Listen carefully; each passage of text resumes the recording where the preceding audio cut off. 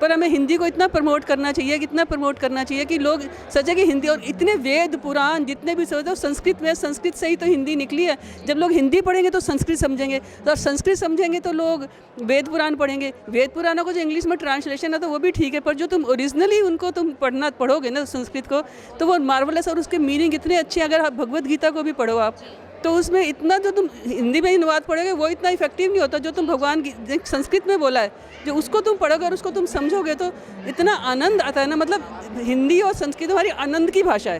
कर्म युद्ध है इसका शीर्षक। राह है कठिन बड़ी परिस्थिति विरुद्ध है, जीवन है ये युद्ध है, ये युद्ध है, ये युद्ध है। राह चलते मिट गई आस वो तू नहीं, कदम तले जो दब गई घास वो तू नहीं, समय से पहले बुझ गई प्यास वो तू नहीं, आंधी में बिछ गई कपास वो तू नहीं। विराट एक वृक्ष तू शक्ति से समृद्ध है, जीवन है ये युद्ध है, ये युद्ध है, ये युद्ध है। हिंदी हमारा मान सम्मान अभियान सब कुछ है, और जाहिर सी बात है कि हिंदी के बिना हम अधूरे हैं। आप कहीं भी किसी भी कंट्री में चले जाइए, कोई भी ऐसा इंसान नहीं है जो अपनी मातृभाषा को छोड़ता है। फिर हम क्यों छोड़ें? यदि उर्दू हमारी मौसी है तो हिंदी हमारी माँ है। जाहिर सी बात है हिंदी को आगे बढ़ाने के लिए हमें कोशिश करते रहना चाहिए, और मैं हिंदी में भी लेखन करती हूँ, उर्दू में भी करती हूँ, लेकिन मेरा हस्ताक्षर हिंदी में ही है। और इसमें सबसे अच्छी जो चीज़ हमें हिंदी में लगी है, इसमें हम जो बोलते हैं वही चीज़ हम लिखते हैं। ये चीज़ इस भाषा की चीज़ में बहुत अच्छी लगती है, इसलिए इसको सीखने में कोई हमें दिक्कत नहीं होती, और बच्चे भी बड़ी जल्दी से इसे समझ जाते हैं। रही मन विपदा हूँ भरी, जो थोड़े दिन होए, हित अनित या जगत में जान परत सब कोय। एक कटोरी भरकर घोरी धूप हमें भी लाना जी, सूरज जल्दी आना जी, जमकर बैठा यहाँ कहो सा आर पार ना दिखता है, ऐसे भी का कोई किसी के घर पे कोई टिकता है, सच सच ज़रा बताना जी, सूरज जल्दी आना जी। लातों लात में आऊँगा, अपने से ना लाऊँगा, तेरे कान कुतरूँगा, लातों लात में आऊँगा। वाह वाह वाह, बहुत खूब, बहुत खूब। एक बार मैं एक मैदान में बैठी हुई थी, तो सर्दी का टाइम था, तो वहाँ एक वृक्ष बिल्कुल सूखा हुआ था, तो उस पे उसकी सबसे ऊपर टहनी पे एक चिड़िया बैठी थी। तो उसे देखते देखते मेरे दिमाग में हिंदी में एक कविता, मतलब मैं वहाँ बैठे बैठे गढ़ने लग गई, और साथ ही मैंने उसका पिक्चर ले लिया। तो उसके बाद जब मैं अपने रूम में आई तो मैंने उस पर एक कविता लिखी है।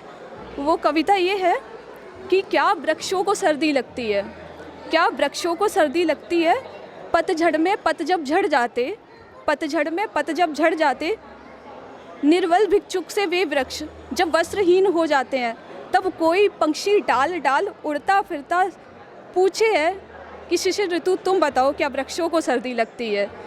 मैं तो बस एक ही चीज़ कहना चाहूँगा कि आज के युग में, कि जैसे मैथिली शरण गुप्त जी की रचना है कि नर हो ना निराश करो मन को, कुछ काम करो कुछ काम करो, जग में रहकर कुछ नाम करो, समझो ना अलभ्य किसी धन को, नर हो ना निराश करो मन को।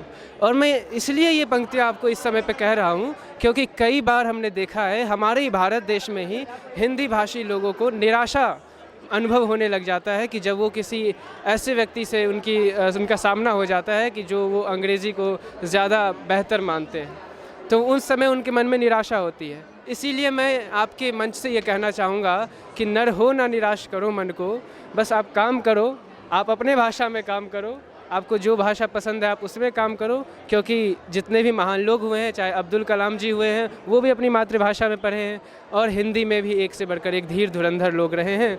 इसीलिए मैं कहूँगा कि हिंदी को अवश्य प्रोत्साहित करें और अपने जीवन में ज़रूर शामिल करें।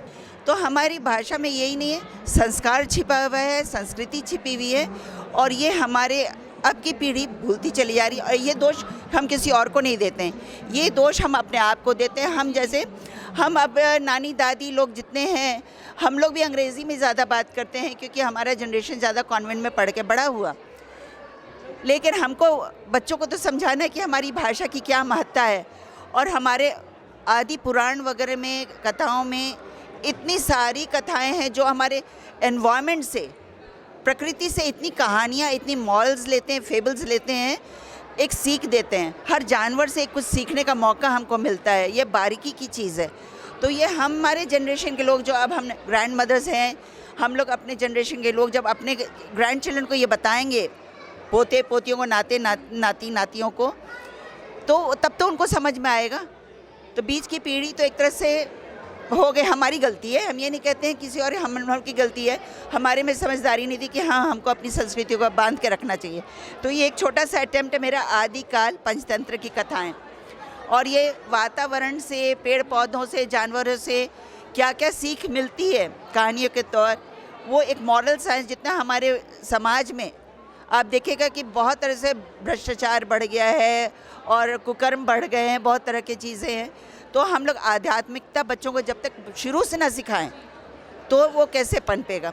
तो मेरा एक छोटा सा अटेम्प्ट है कि बच्चों को अपने आदि पुराण की कथाओं के मार्फत से उनको एक सीख दे, एक सबक दे, एक अच्छा नागरिक बनाने का, एक अच्छा सिटीजन बनाने।